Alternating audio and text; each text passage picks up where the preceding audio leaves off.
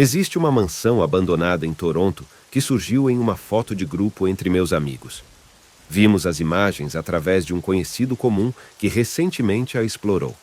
A propriedade parecia impecável nas fotos, despertando nossa curiosidade para conferir pessoalmente. Estava localizada a 16 quilômetros ao norte de nós, então a viagem de carro não foi difícil.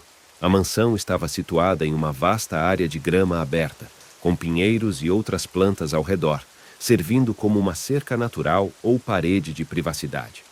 Eu planejava ligar para meus amigos Chad e Brad para compartilhar essa história, enquanto liderava o caminho para a entrada principal, pavimentada com cascalho. A aparência da construção indicava que havia sido abandonada antes de ser concluída, com a fundação externa parecendo finalizada. Nosso amigo comum, que a descobriu, nos contou que entrou pela janela traseira que estava destrancada. Foi isso que procuramos, e a janela em questão ficava na cozinha. Nós nos esprememos por ela, adentrando o interior da casa. A cozinha estava praticamente imaculada, exceto por algumas portas de armário no chão, como se ainda não tivessem sido instaladas. Encontramos placas de gesso e outras peças de construção, todas parecendo novas. Era triste pensar que uma construção tão promissora tinha sido abandonada. Nós nos separamos para explorar diferentes partes da casa. A sala que entrei também estava quase impecável, levando à sala de jantar e a um amplo corredor com várias portas. Meus amigos já estavam verificando alguns dos quartos enquanto eu seguia em direção ao porão. Liguei para Brad e Chad para informar que estava verificando o porão. Ao descer as escadas em espiral, percebi que o porão era enorme, com várias seções distintas. Em uma sala de armazenamento nos fundos, algo fez um barulho, talvez um animal. Fui investigar e descobri que a tampa de um recipiente não estava selada. Enquanto eu me inclinava para levantar a tampa, ela se moveu sozinha e ouvi um sussurro. Caí para trás e vi uma mulher sorridente dentro do recipiente. Ela riu e disse algo ininteligível, brincando de esconde-esconde. Corri para a escada, mas a porta do porão estava trancada. Pedi ajuda a meus amigos, e eles finalmente abriram a porta. Ao subir, vi a mulher pálida no topo da escada. Era a escada da sala onde dava acesso para os quartos. Corremos para a janela da cozinha e saímos daquela casa, mas Chad fechou a porta e a trancou. Estávamos todos aterrorizados. Depois de um tempo, decidimos voltar para dentro para destrancar a porta do porão, preocupados com a segurança de qualquer pessoa que pudesse estar lá embaixo. Não sei por que pensamos nisso. Afinal, quando eu estava lá, eu não tinha visto ninguém. Ao retornar, no entanto, encontramos a porta do porão aberta, apesar de termos certeza de que a tínhamos trancado. Era um mistério inexplicável. Decidimos deixar a mansão para trás e nunca mais voltamos, deixando para trás a experiência assustadora com a mulher pálida.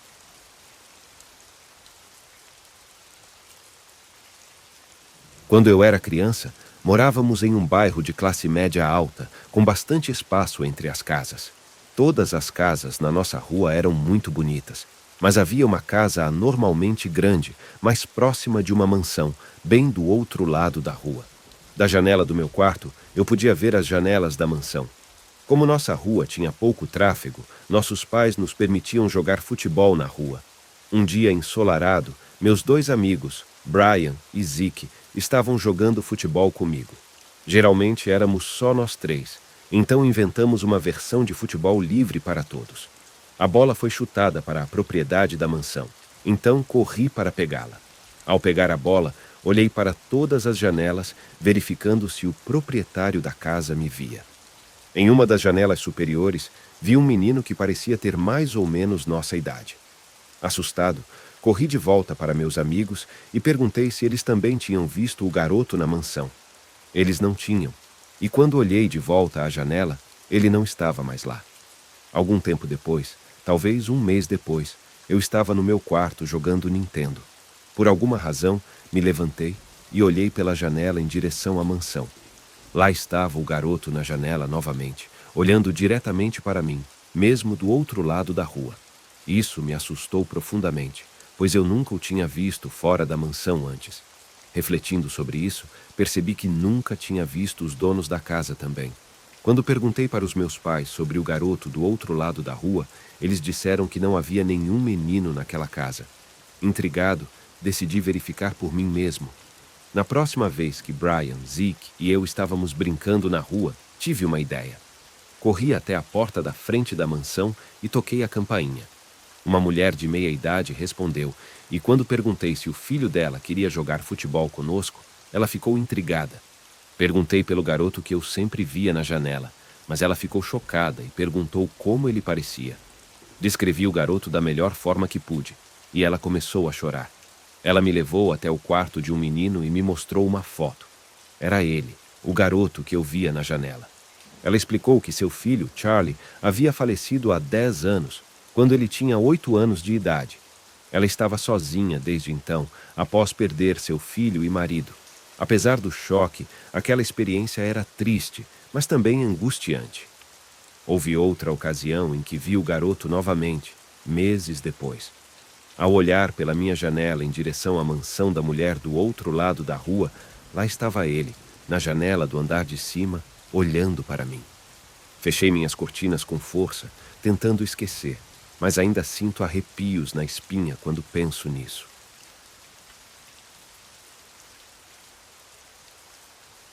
Uma vez, fui contratado por um amigo da família para cuidar de uma mansão enquanto ele estava viajando por uma semana. A mansão, conhecida como Mansão Sid, ficava no lado rico da cidade, de frente para um grande lago. Eu tinha 21 anos na época e achei que seria um trabalho interessante por uma semana. A única regra da família era não fazer festas e permitir no máximo 2 convidados por vez, o que eu achava bastante razoável. No primeiro dia, cheguei tarde à mansão e depois de realizar algumas tarefas pela manhã, decidi dar um mergulho na piscina, que tinha uma vista incrível para o lago. Enquanto estava na piscina, percebi alguém andando na sala de estar através das gigantescas janelas do chão ao teto. Assustado, corri para dentro da casa e me deparei com uma mulher hispânica chamada Elisa, que afirmou ser a empregada encarregada da limpeza diária. Surpreso, perguntei como ela entrou e ela me informou que tinha sua própria cópia da chave. Após esse encontro, continuei com minhas atividades, alimentando os animais e tomando conta da casa. Naquela noite, alguns amigos vieram me visitar, mas respeitei a regra de apenas 2 convidados por vez. Enquanto conversávamos, mencionei a presença da faxineira, o que deixou meus amigos intrigados. Eles acharam estranho, pois o dono da casa, Ben, nunca mencionou nada sobre uma empregada. Enviei uma mensagem para Ben para esclarecer a situação, e para minha surpresa, ele me ligou com uma voz preocupada. Foi então que descobri que não havia nenhuma faxineira contratada e que eu estava sozinho na casa com intrusos. Ben me orientou a trancar todas as portas e janelas e aguardar a chegada da polícia. No entanto, quando ouvi um barulho vindo debaixo da cama, descobri que havia 2 pessoas escondidas lá, Elisa e um homem mais velho que a segurava. Assustado, gritei e corri para fora da casa. Liguei para a polícia e depois para Ben, que aconselhou que eu fosse para casa e ficasse seguro. A polícia chegou, investigou a casa, mas não encontrou os intrusos. No final, os invasores nunca foram identificados. E a única especulação possível era que eles entraram pela porta da frente enquanto eu estava na piscina, já que não a havia trancado. Até hoje, permanece um mistério sem solução. Na mesma semana, entreguei as chaves para Ben, não teria como eu voltar ao trabalho, a casa era enorme e fiquei com muito medo de pensar que poderia ser invadida novamente. Não tinha como eu ter os olhos em todos os cantos. Até pensei que poderia ter gente morando no sótão. Assim como aparece na televisão, pessoas que moram meses na casa das pessoas sem os donos saberem, ficam escondidas e na madrugada atacam a geladeira e andam pela casa.